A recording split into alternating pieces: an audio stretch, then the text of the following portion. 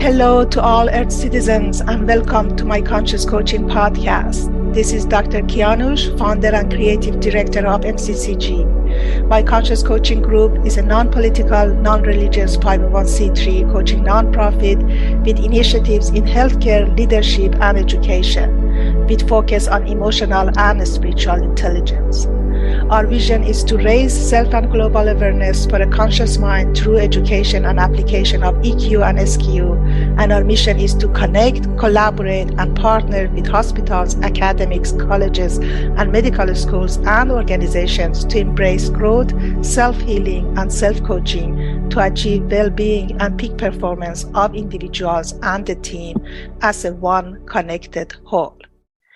Today, we have a healing presence in our podcast as our guest speaker, my dear colleague and mentor, Dr. James Gordon. Dr. Gordon is a Harvard-educated psychiatrist and a pioneer of mind-body medicine and integrative medicine. He is the founder and CEO of the Center for Mind-Body Medicine.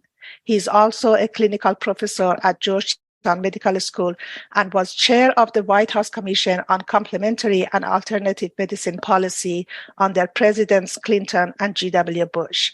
He is author of many books, including Unstuck and most recently, The Transforming Trauma, The Path to Hope and Healing. Dr. Gordon, welcome to MCCG podcast. It is an honor to have you today. Thank you. It's good to be with you. Jim, please let us know what else do you like our listener to know about you, or how the world should know you? Well, I don't know.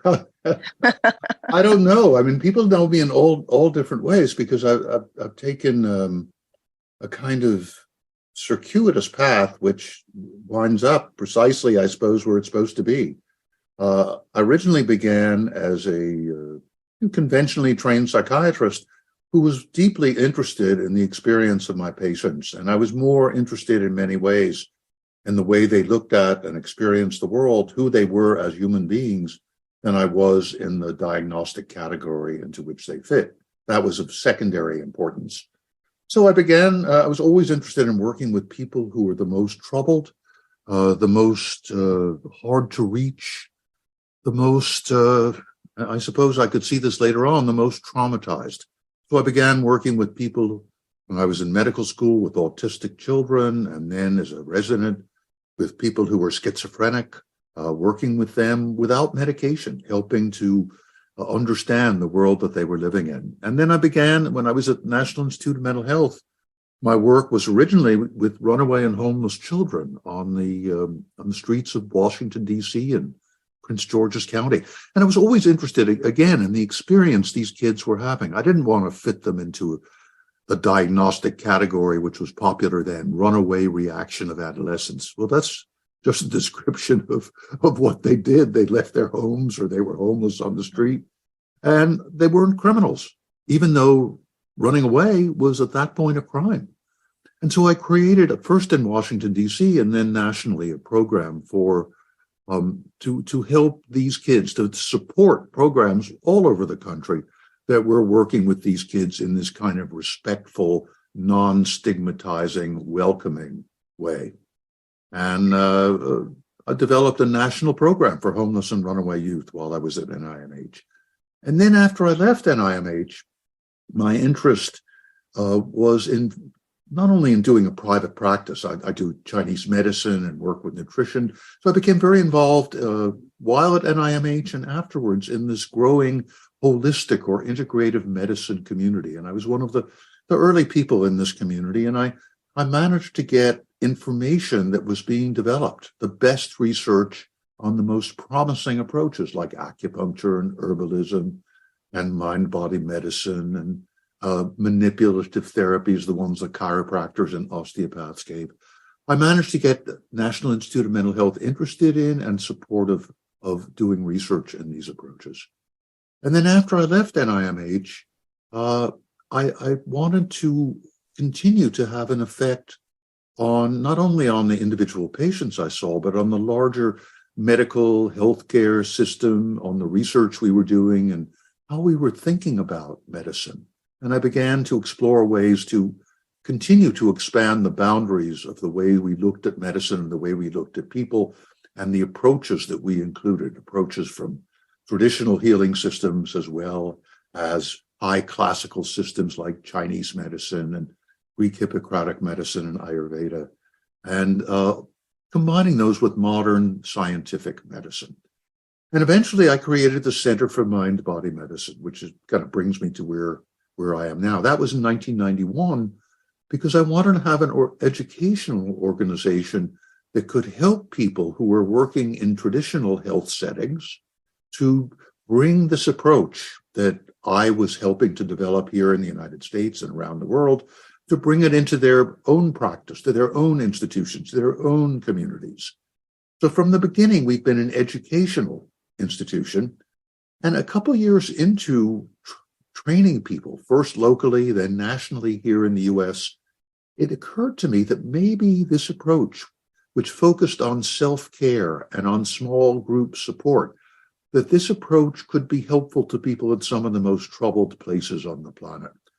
And that was the beginning, around 1996, I would say, in the turning in the direction of working with population-wide psychological trauma, of working with communities during wars, after wars, and climate-related disasters, bringing this approach, which includes 16 or 18 self-care techniques and small group support, bringing this approach to those communities or institutions or whole countries, for example, like Kosovo during the war in 1998, to those communities, those countries, training people there and integrating this approach of self-care and group support into the services and the worldview of all those who are working with people who've been traumatized. And in a place like Kosovo, during the 1998-99 war and the bombing that happened afterwards, it was the whole population that was traumatized. So that's the work I've been doing, and that's probably for the last 25 years how people have come to know me. Oh, he's the one with the Center for Mind-Body Medicine, and their work is with population-wide psychological trauma. And we now have what may well be the largest, most effective program for addressing population-wide psychological trauma in children and adults, in combatants and civilians, in people who've lost their homes and their families, in whole communities that have been devastated in so many different ways. So that's, You asked a simple question, I gave you a kind of long answer, but I think that people know me, who met me in different parts of my life, know me for different reasons. And I think one of the interesting things, perhaps, is that I have grown and changed as the world has changed and my interests have changed. And I've come to this place now that feels really quite comfortable, of having a whole nonprofit, a Center for Mind-Body Medicine with 35 US employees and an international faculty of 150 that's ready to address population-wide trauma here in the US and overseas. And I'm just about to go back pretty soon to Ukraine to begin the next phase of our work there. Yeah, so wonderful. And wow, what a journey, Jim. What a journey. I always consider you as one of the angelic human beings living among us. And for the reason that exactly you go where the pain is. And no matter where is that around the world or here at home in United States. And I really have admired you all my life and have been watching you and being connected with your work, and has been a source of inspiration for me. So we talk about the trauma, but just for our audience, we know that the trauma has a different range. So to your opinion, how do you define the trauma? What do you call trauma in life? Trauma with little t's and the big T's. What's the difference? Good question. Trauma is a Greek word. It means wound or injury to the body, to the mind, to the spirit. I think the first thing to understand is that all of us will have trauma in our lives. Yeah, trauma correct. is a part of human life, and we need to understand it as such. It's not just something that happens to those people in wars or children who are horribly abused by their parents. All of us, sooner or later, will experience some kind of trauma. Maybe early life, if we live in a violent community, or where family doesn't have any money, or if the family is disrupted, or if there's a serious illness. But then later in life, there are also traumas in youth or midlife, loss of an important relationship is traumatic. Certainly has been for me, and I think Yeah. for many people. Loss of our sense of who we are. If we were headed in a particular direction, we had a sense of ourselves as a certain kind of person, and all of a sudden that's totally disrupted by rejection or by events or by being fired from a job that we love. That's traumatic. And then as we grow older, we lose people. We lose people we love, grandparents first, perhaps, and parents. And we have to deal with our own increasing frailty if we're fortunate enough to grow old, and with the inevitable loss of people we love and of our own impending death. So trauma is everywhere a part of life.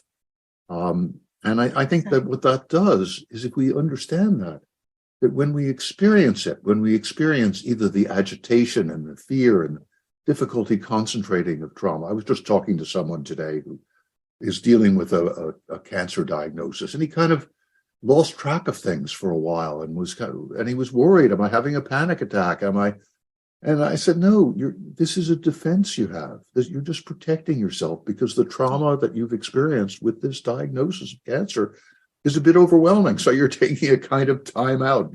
Your whole sort of mental and nervous system, your whole emotional being is saying, oh, I gotta leave this for a while. Yeah, exactly. So your body tells you, your body talks to you in a different way. So the self-awareness, and awareness of the body helping us to understand, the signs and clues.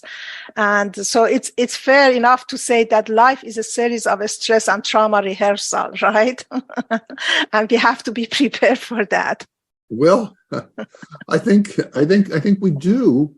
And it's going to come, and also we can be prepared, but we never know when it's going to come. I mean, that's exactly. So we better enjoy the moments in between. So that's what we mean. That's right. And also one of the reasons why we use meditation as central to our treatment of trauma, many different kinds of meditation, is that it brings us into the moment so that we're in balance physiologically and psychologically in an ongoing way, which makes it easier when trauma comes to deal with that trauma and come back into balance. And also, the meditative techniques are particularly effective for helping us move through trauma. We teach them in the middle of wars. And this patient of mine who's with the cancer diagnosis, he is doing more and more slow, deep breathing every 3, 4, 5 times a day because the anxiety is coming up. So yes, exactly. We prepare ourselves primarily by doing whatever we can to move into that state of relaxed moment-to-moment awareness that we call, and that has been called for millennia, meditation. That's what it's about. Yeah, so our meditation is the corner also of our work, at the same time, mindfulness and meditation. And definitely, as you mentioned, the more tools and skills we have on our belt, the better we are prepared when the trauma will come. And again, going back to your population-wide trauma work, I was just curious, what was your initial, inspiration that you decide to do that? I know I had a near-death experience, so I died and I had the glimpse to afterlife, and I had the shift of the personality and, the values after I came back. But what was your inspiration and that initial, ignite for you? It was seeing the effectiveness. We began with our work at the Center for Mind-Body Medicine. People take a look at our website, CMBM.org.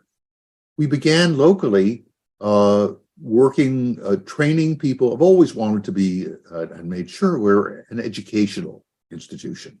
Mm-hmm. And so we began training people here in the Washington, D.C. area, therapists and doctors, to use this model of self-care and mutual support with people with whom they were working in hospitals, clinics, or private practices.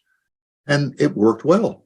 And then we decided, well, let's bring it nationally. And we, a dozen of the people who were in our first local training group of 30, we selected then, I and Mary Lee Esty, who was a psychologist and social worker I was working with at the time, we selected them to be our faculty, and we began training 120 people from all over the United States, just put out the word and people came. Wow. And that went well. And people, brought our work back to their own communities, their own hospitals, their own clinics, their own schools. And it just came to me that it was time to see if we could do more. And then someone, this will be interesting to you, a woman I know who was actually a kind of psychic and psychic counselor, he said, Jim, would you like to come to Bosnia? And this was just after the peace accords were signed in Bosnia in 1996. And I said, no, I don't know that we could go there. I don't know what we can do. The people have been fighting with each other for hundreds of years, and I don't speak the language, yada, yada, yada. And then it came right into my mind, but I do want to go to Mozambique and South Africa. Or I do want to go to Mozambique. That was the first thought, because I want to see if our approach can work with some of the people who've been most brutalized and who have done the most terrible things in the world. And that's former child soldiers. So my colleague, Susan Lord, and I, who's a family physician, we made arrangements to go to Mozambique. And our friend in Mozambique said, well, if you're coming here, you definitely have to go to South Africa and meet with the people who've been affected by apartheid. So we went, and we saw that these kids from Mozambique, who certainly didn't speak English and they had very little education, many of them had killed their family members, they'd been tortured and drugged, and they burned villages, that they could use our techniques effectively. And so could people in South Africa who'd lost family members during apartheid. And I got back to the United States and I called my friend Laura up and I said, okay, let's go to Bosnia. Wow. Let's see if we can do this on a large scale. And that's really how it began. And it began because I saw that what we were doing was working, and that many people, it wasn't up to me or Mary Lee or Susan to do the work. We could train people to do this work, including, we soon discovered, non-professionals, non-health professionals, non-mental health professionals, but who were committed to helping other people. So we began and started in Bosnia. And then the second lesson, or not second, but another lesson was waiting till after the war is not ideal. Patterns of trauma that are caused during a war or during some other terrible event that are not addressed soon become fixed patterns that are harder to get out of. And we saw that in Bosnia. So when the war in Kosovo began, I said, and Susan agreed with me, let's go to Kosovo. Let's work during the war. Let's work with the people who are being bombed and burned out of their homes. Let's work with the people, the doctors, the nurses, and also the military from the Organization for Security and Cooperation in Europe who are trying to help those people. So one thing led to another. Eventually, the work that we do, the work of self-care and mutual support, became one of the two pillars of the entire community mental health system in Kosovo. And that began the work there began in 1998 during the height of the war. And those programs are still going now 25 years later. And we trained 600 people in Kosovo, and we have a leadership team in Kosovo, and some of those people not only work in Kosovo, but they work with us and other projects around the world. So that is kind of one step after another. And it was really sort of, in my mind, I became a doctor to be useful, to help other people and to be there in times of crisis. And this seemed like this population-wide work seemed justified by our experience in training people here in the United States. And also it seemed the next step. Let's bring this out. Let's not just keep this in the consulting room one-on-one. Let's make it possible for people all over the world to use what we have to offer. Yeah, exactly. All over the world. And this is a great example, that how universe is helping someone that is really intending in his heart to make a difference, and how your path has been unfolding in front of you, starting with the smallest steps and coming to you in a magic way. I just want to put it that way, in a magical way. So you definitely are a global angel. So I just call it that way. And talking about your work around the world, so you have a program also with Ukraine and recently with Iran. What are those programs look like? Well, the program in Ukraine, this is another instance. It's clear to me as soon as the war began, Russia invaded Ukraine in February, that this was a time for us to go there. I'd been thinking of going to Ukraine for a few years because of the fighting that was ongoing in the eastern part since 2014. But there wasn't a way to easily fit in. once this Russian invasion happened, I knew that I'd have to find that way, whether it was easy or hard. So I just I put out feelers to friends. Who do you know in Ukraine? Who can help us get a program going on the ground, like the program we have in Kosovo? We have a similar one in Gaza, even bigger. Gaza is our biggest one. We have one in Israel. We have one in Haiti after the earthquake there. And one thing led to another, again, step by step. And I only had one person to whom I was introduced in Ukraine. And it was a doctor named Roman Ketcher. And I knew nothing except his name and that he was in the city of Lviv.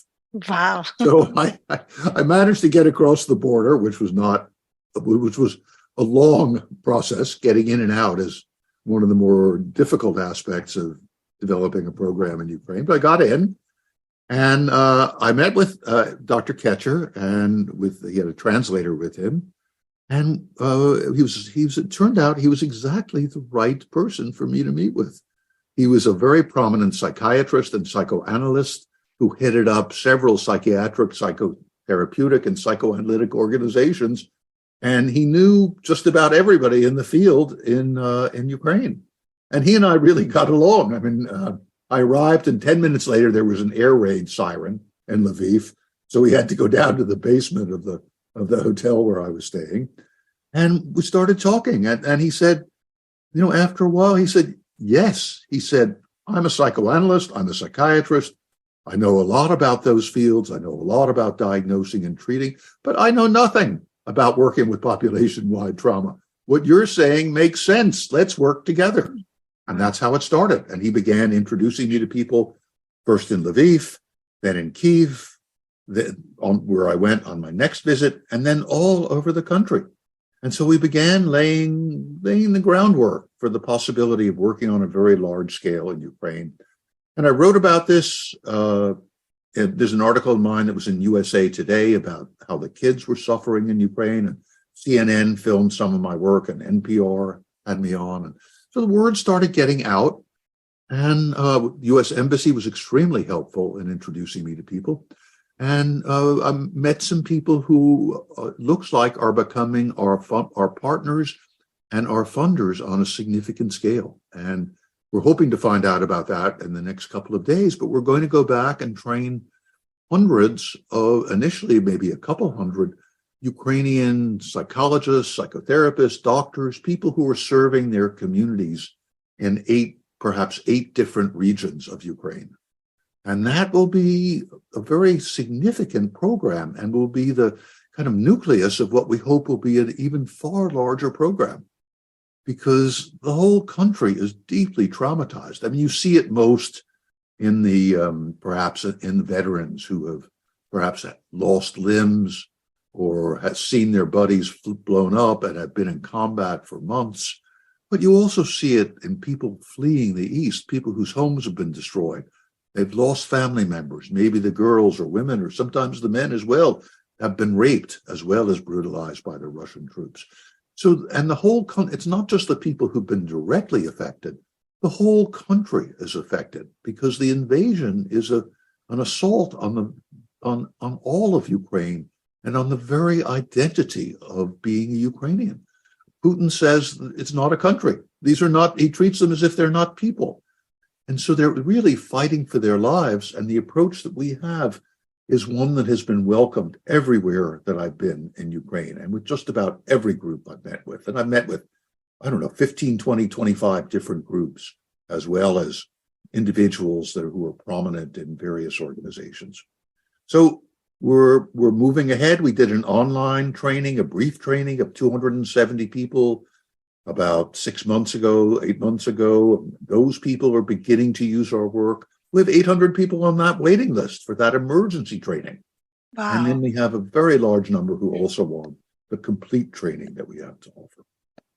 Unbelievable, Jim. Unbelievable. I'm still, in an awe and surprise with all the traveling, and where do you get all this energy, unstoppable, just motivation? And that's why I mentioned that you cover the whole world under your wings, and it's such an inspiration for me personally, and I think for the world.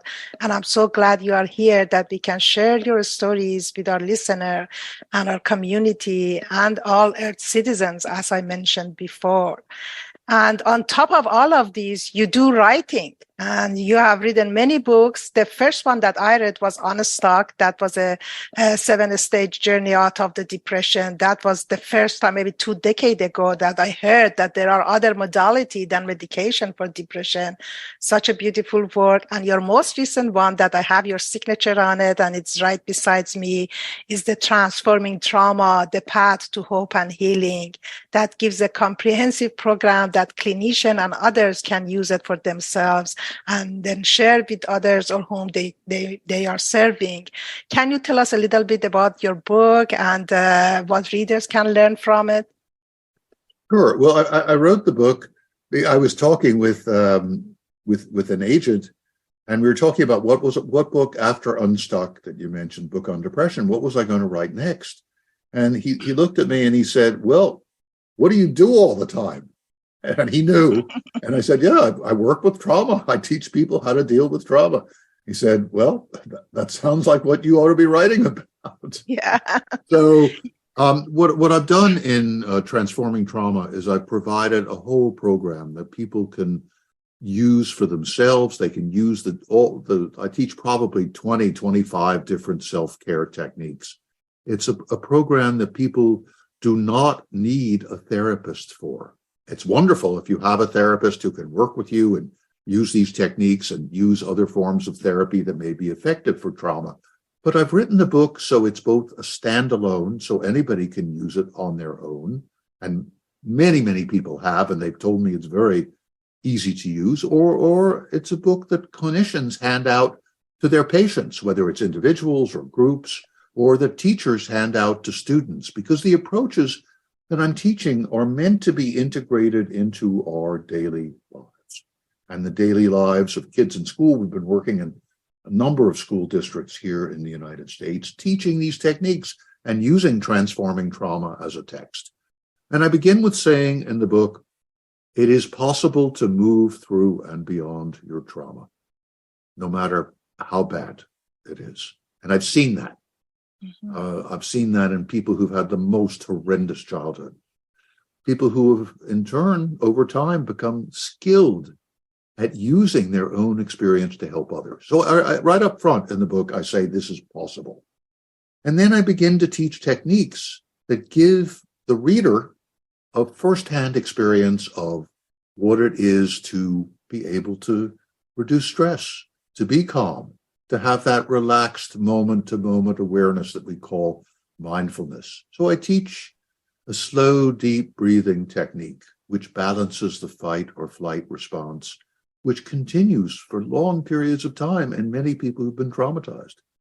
And then I teach them how to use drawings to look inside and look at aspects of their thinking and aspects of their emotions that may not be easily available, but will come out in drawings.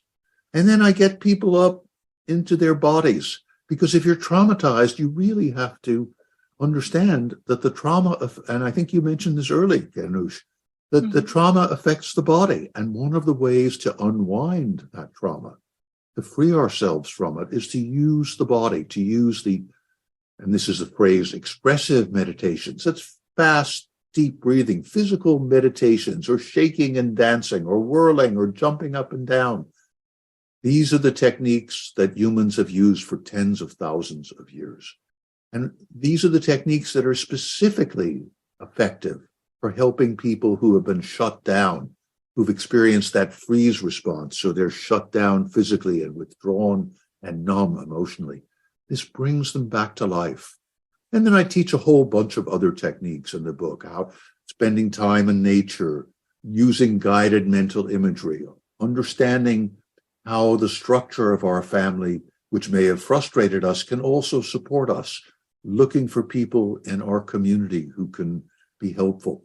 learning how to eat in a way which reduces trauma on a biological level. It's a whole chapter called the Trauma Healing Diet. And then I help people put together all of the different techniques in programs that are specifically designed for them. So the book is a how-to book. It also has much of the most important research on trauma and on how these techniques work to heal trauma, and also has what I think are interesting stories that illustrate the points that I'm making. And it's, I think, a very engaging book that people read and they read again, and they keep as a guidebook that they use, pretty much every day to help them move through stressful experiences and deal with whatever trauma they've experienced. And I want to make this point that it's not a matter of comparing who's got more trauma or less trauma. We all have some trauma, and the point is we need to deal with our own trauma, with our own ongoing stress, with the stress that may arrive in our lives. That's our first job. And as we learn to do that, from transforming trauma perhaps, we also discover that we can share some or much of what we've learned, what has come to us, the understanding, the insight, the discoveries, the challenges, and the solutions to those challenges. We can, if we want, share that with other people in a way that can be helpful to them. Yeah, I love that. So that's part of our healing journey too. So helping others, helping to help us at the same time. And I love your work that you put the agency and the autonomy on the whole person. So they own their trauma and they make themselves capable of helping themselves. And that's why our coaching also mission and vision is self-coaching and self-healing. And that's one of the reasons I'm in love with you, Jim, that just the work and your books and your writings, how much is focus on that part of self-healing and indirectly self-coaching. And as our listener knows, part of our work also is physical intelligence, which part of it is the nutrition and lifestyle. As you mentioned, that how important is the way we eat and how we treat our body to our healing process. And talking about self-coaching and self-healing, I just want to mention that you think that the trauma-informed coaching can be helpful practice also for the coaches in our society and also the healthcare system. And do you suggest that for the coaching community to follow that? Absolutely. The coaching community has been extremely receptive. We trained about 200 health coaches, whole health coaches in the Vision 8, the largest division of the Veterans Administration, and they are using our work and completely integrating what they've experienced and learned from us in the work that they're doing with very seriously traumatized and injured war veterans, as well as veterans who have chronic illnesses and veterans who are anxious and depressed. So they've done a wonderful job, and I think coaching is a beautiful profession for doing this work. Also, just working with, recently I did a workshop with functional medicine coaches who are integrating our approach into their work. And working the other day, some of them who are about 30 of them who are in Turkey were on a workshop that I did. And they're dealing there, of course, with the aftermath of the earthquakes they've experienced. And whole health coaches have this wonderful sort of desire to serve, and there's a kind of freedom in coaching and a respect for the individual's capacity to help themselves that fits so nicely with the model that we teach at the Center for Mind-Body Medicine. Yeah, exactly. I mean, the coaches, the difference between the coaches and therapy is just the therapy is mostly focused on the past, while the coaching and then just they hold the client's hands and they move toward the future, just independently, without focusing too much, on the past, while considering that trauma-informed coaching is very helpful for the coaching community when they get into the client session and meetings to consider all the tools that can be helpful to them. Especially, I mean, in my field of work, working with the healthcare professionals, and as you know, the pandemic and COVID was just such a traumatic, and unexpected duration of the time for all healthcare professionals. And I consider it myself as a trauma. So just, I don't know, was it the little T or the big T, but for me, it was kind of the trauma. And I had to use all the skills and tools that I had to deal with it, not only for myself, but also for the clients, and the people that I was working with it. And being that said, getting close to the end of our time, I just want to ask you, let us know for our listeners if they have any resource available, which I know you do on your website, and any upcoming training that they can participate, and how they can learn and know more about you and your work. Yeah, no, thank you. Thank you for bringing that up. We welcome health coaches at our comprehensive trainings. And we have another round of trainings beginning online in September. And people should look at the Center for Mind-Body Medicine website, CMBM.org, Charlie Mary, Betty Mary.org. And you'll see the dates for our September training, and join that training. You're most welcome. We also have resources on the website. You can see me demonstrating some of the techniques that I teach in transforming trauma. We have videos of that. There's a lot of coverage of our program so people can see what we're doing. May want to look particularly at the work that we're doing in Vision 8, but also we're working in communities of every kind all over the United States, from urban communities to poor rural communities. We work with almost every imaginable ethnic group. We have a major program with Indigenous people in many parts of the United States. So this is an approach that is available, that makes use of many traditions, that is grounded in many traditions. We've learned from Indigenous healers, from high classical healers of Chinese medicine and Ayurveda, and of course from modern Western psychology, Western psychotherapy, and Western science. So we put it all together, and come look at our website. You can look at the research, you can look at the techniques. Please read. The best introduction probably is reading Transforming Trauma, The Path to Hope and Healing, and come. Be part of, when I started the Center for Mind-Body Medicine in 1991, I wanted, in addition to bringing these self-care and mutual support techniques into the center of all healthcare, I was wanting to create a healing community and a community of healers. And so this is an invitation to join our community in whatever way might make sense to you. So take a look at our website, get on our mailing list, use the tools and techniques that are available, read Transforming Trauma, come to our trainings, and just see who we are, and see if what we have to offer can be a part of your life, because it has to become a part of your life first, and then see if it's something you want to share with others in your coaching practice. Or if they're a therapist, we have therapists, we have doctors, we have coaches, we have people who are none of those. We train school teachers and police and firefighters and youth, teenage peer counselors who are working with other young people, for example, in Parkland, Florida, after the shootings there. So it's it's an approach that's really very open, very inviting. And I'm so glad you have me here on this podcast so I can invite your listeners as well. Thank you so much, Jim. I look forward to our collaboration for your upcoming program for Iran, as well as a coaching nonprofit. And I love you for the reason that you haven't spared anyone that is in pain and is in trouble in any way. Thank you so much for your invitation and for being here, and your healing presence and your angelic word around the world. And have a happy, healthy, healing spring, everyone. Thank you. Goodbye to our listeners, and remember, one podcast at a time. Thank you for being with us for another one. You can visit our website at myconscious.org to learn more about us, or write to us at coach@myconscious.org.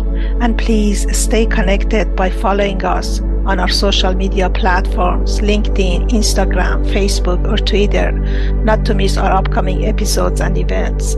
Love and light from all of us to you. Make it a great day, everyone.